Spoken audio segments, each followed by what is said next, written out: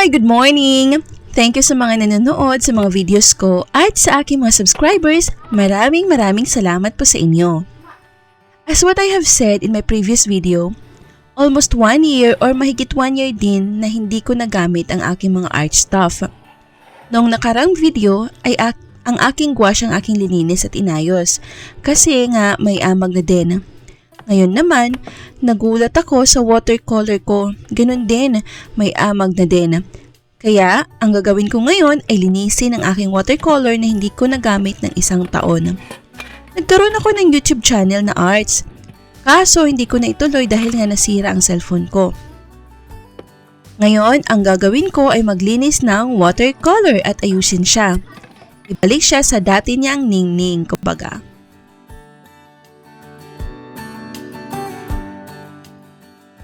Ganito palang mga art stuff, pag hindi nagagamit ng matagal, inaamag, tumitigas yung colors. Mahilig ako gumuhit since grade school.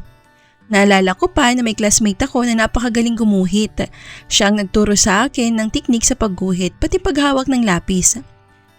Ang hilig niyang guhitin noon ay landscape, especially ang Mayon Volcano, yung mga nasa postcards na photos. At gusto ko rin kumuha ng fine arts noon. Kaso malaking gastos daw yun at walang ganong course sa city namin. Naalala ko, last ko na pagguhit is high school pa. Tapos, ngayon ulit in my 40s na. Nanibago yung kamay ko. Tama palang kasabihan na life begins at 40. Kasi sa edad ko na ito, dito ko na-realize that I have to pursue my passion.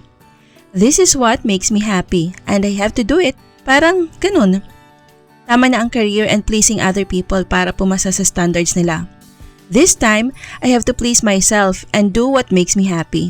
Char, may hugot. Huh?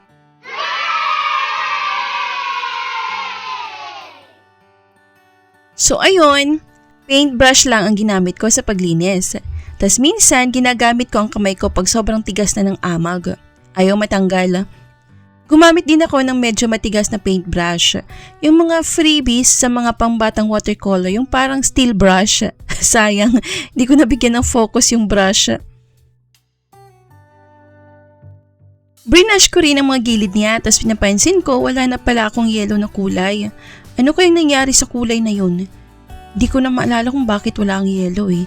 So fast forward, after ko siya nilinis ng brush, linagay ko naman sa faucet yung malakas talaga ang gripo para matanggal na talaga siya. Tapos ginamitan ko rin yan ng toothbrush. So ayan, malinis na siya.